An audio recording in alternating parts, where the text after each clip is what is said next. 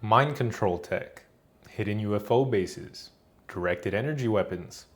These are all things that we see in movies, always wondering, what if we could create something like that? What if we've already created something like that? Well, I'm here to tell you that after this video, you might not be asking those questions anymore. Sometimes we have to remember, truth can be hidden in plain sight. So in this video, we're going to be talking about a couple different types of secret weaponry that the US government possesses, as well as some other governments around the world, such as Russia and China. These weapons consist of man-made UFOs, which actually I think deserves its whole own video. So that's going to be part 2. But in this video, we're going to be covering weather control tech, particle beam or direct energy weapons, and an area of weaponry that not many people have heard of called psychotronic weaponry. And as an honorable mention, and because I think it's extremely interesting, I'll also be talking about the field of parapsychology, which has to do with things like out-of-body experiences, telepathy, remote viewing, etc.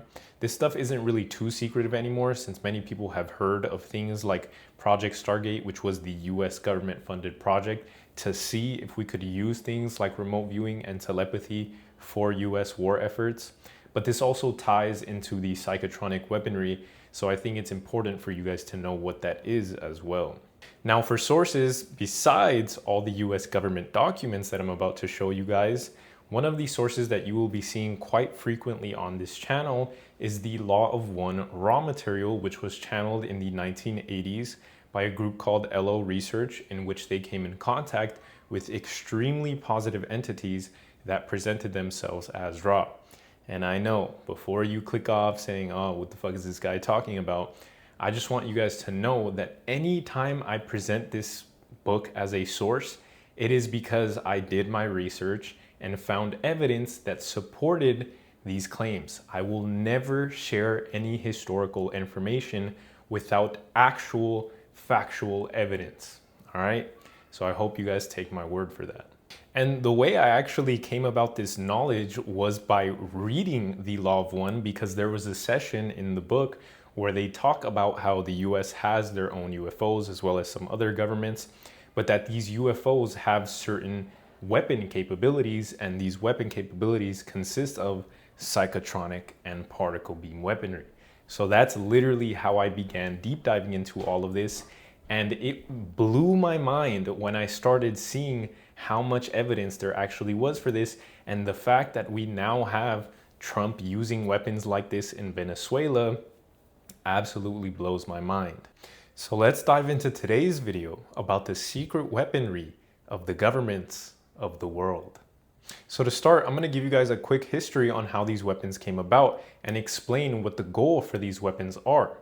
Let's start with particle beam, as it's the oldest. Advanced particle beam research didn't begin until around the late 50s, but as I will mention in my next video, Nikola Tesla had already been working on particle beam since around the 20s and early 30s. Although I'm sure it's something that he probably theorized or maybe worked on earlier before publicizing it. And actually, there's a theory that the Soviet Union paid him for research into this subject around the 30s.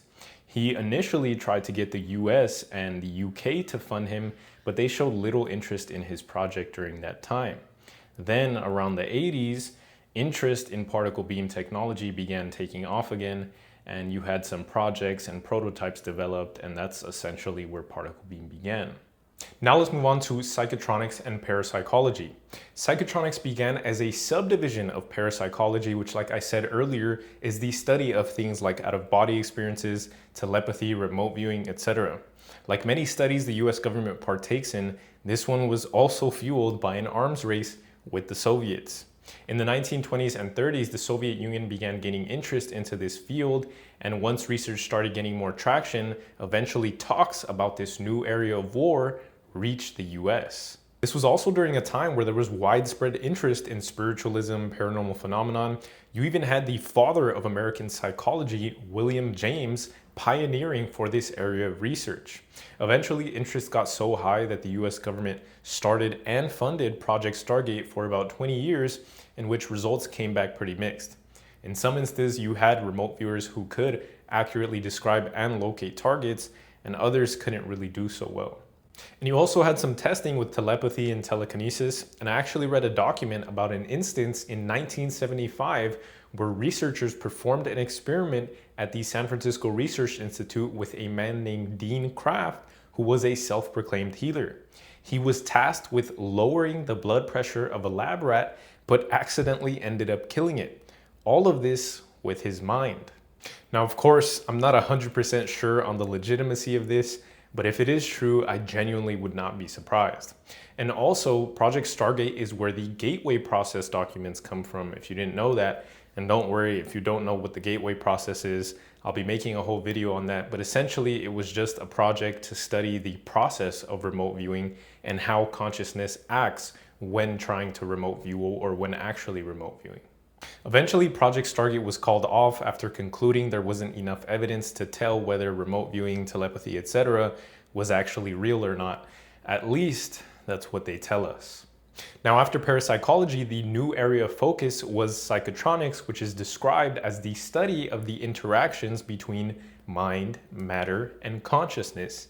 But for the US government, it was how to control mind, matter, and consciousness. In 1980, Lieutenant Colonel John B. Alexander wrote an article for Military Review titled "The New Mental Battlefield."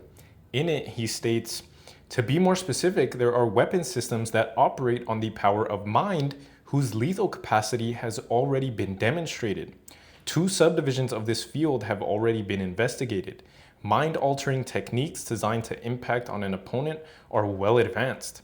The procedures employed include manipulation of human behavior through use of psychological weapons affecting sight, sound, smell, temperature, electromagnetic energy, or sensory deprivation."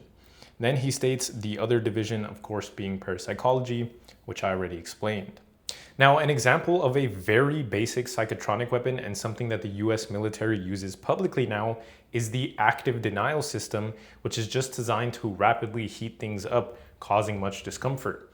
This is usually used for crowd control, but I'm sure if they turn the weapon up, it would definitely be lethal. And it's crazy because not too long ago when the US raided Venezuela to capture Maduro, it said that they used some type of sonic weapon to incapacitate the guards. And some of them even said that it caused them to fall to their knees, experience extreme vertigo, bleed from their noses, and even vomit.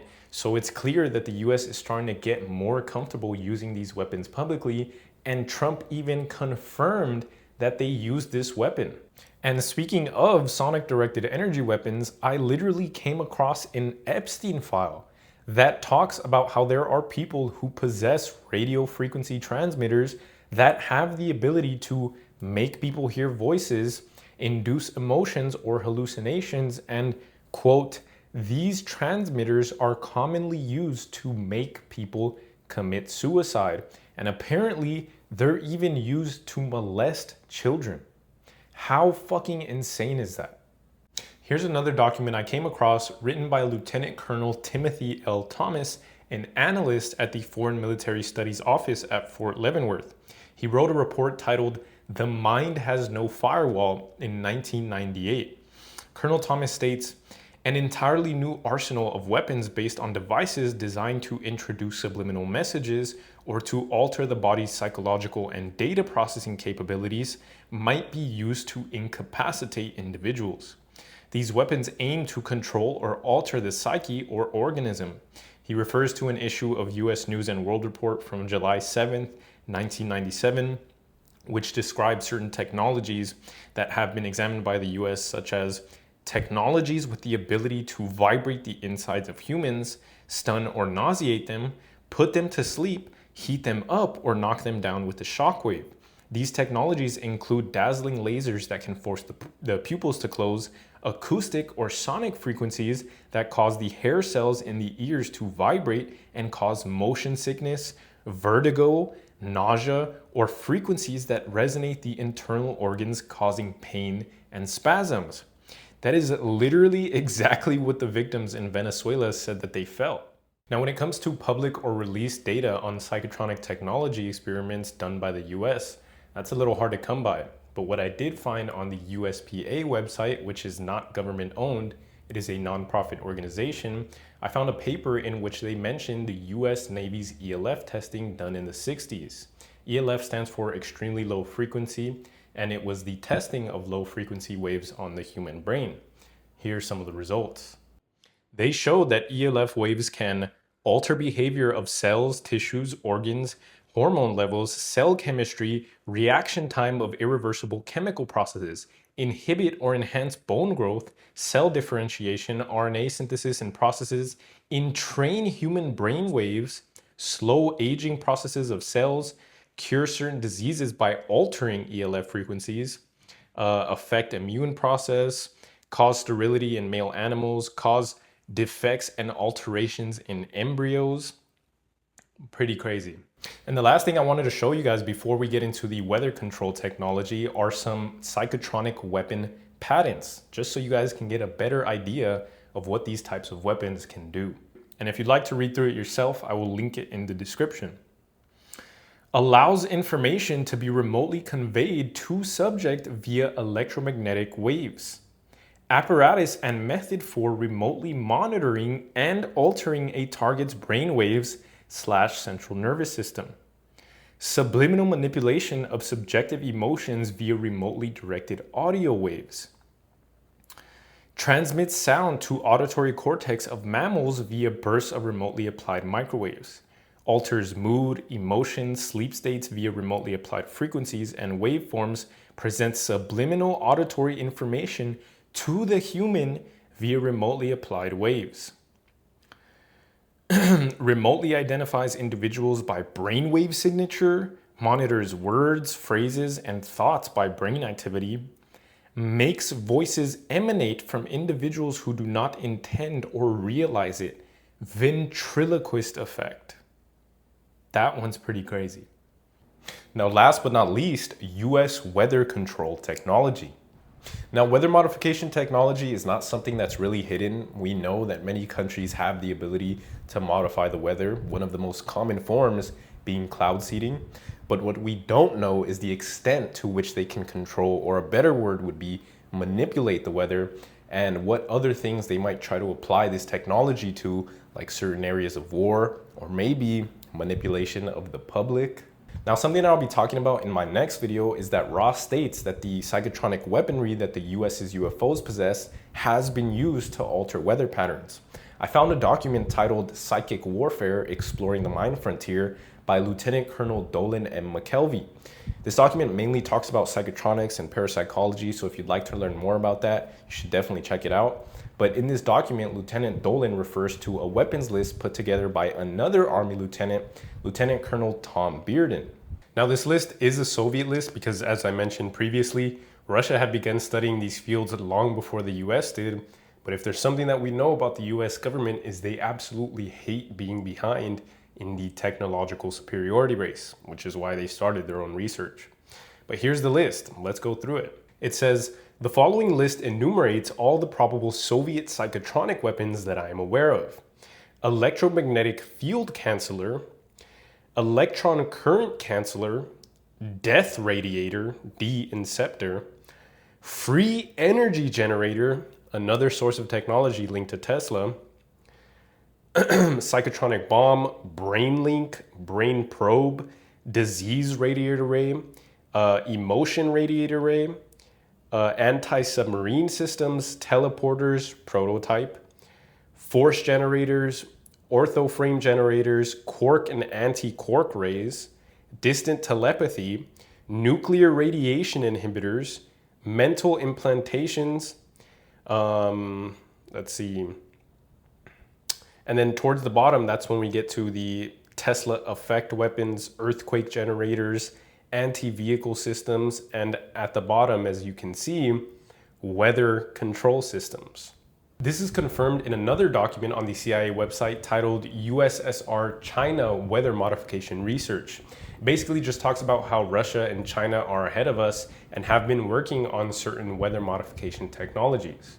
And if you're someone who believes the US government would never modify the weather, those are just silly conspiracies, I'm sorry to tell you, but they already have. For example, Operation Sea Spray, a 1950s secret US Navy biological warfare experiment in which bacteria was sprayed into the air over San Francisco, killing a person and sickening at least 10 more. All this simply to determine how vulnerable a city like San Francisco would be if we were ever attacked like that. Also, Project Cirrus in the late 1940s, an experiment in which the US government was trying to seed hurricanes and accidentally made it change directions and hit Georgia. Yes, this is real. You can search it up if you'd like. You even have Operation Popeye, which was a secret United States military experiment in which they were trying to cloud seed in Vietnam during the war so they could extend a monsoon in Vietnam to disrupt their military supplies. And in terms of earthquake machines, this is public information. We know that there are companies that have the technology to stimulate at least small earthquakes from what we know and are used publicly. And this is also something Nikola Tesla worked on during the late 1890s, which he called the Tesla oscillator, that was capable of generating electricity through high frequency vibrations. And Tesla believed that by tuning this frequency to the right resonance, the energy could be transferred to the surrounding structures. Apparently, vibrations in his laboratory were so powerful, it shook the entire building and the surrounding structures, which led to the whole earthquake machine thing. And that is all for this video. I truly hope you guys enjoyed, and I hope you guys are more aware of the type of technology we have, because ultimately that's my goal with these types of videos, is to just spread awareness and hope that through spreading this information, we can put ourselves in a better position to rise than we've been before. I'm really sick and tired of all the lies and manipulation from the people that are supposed to care about us most. So why not make it so they cannot lie to us anymore? Like I said, that's all for this video, but make sure you stick around because this channel is going to be full of all things Law of One, metaphysics, ancient history, philosophy, esotericism, all the things I love most, but most importantly and above all, what we will be prioritizing on this channel is truth. So take care. I love you guys.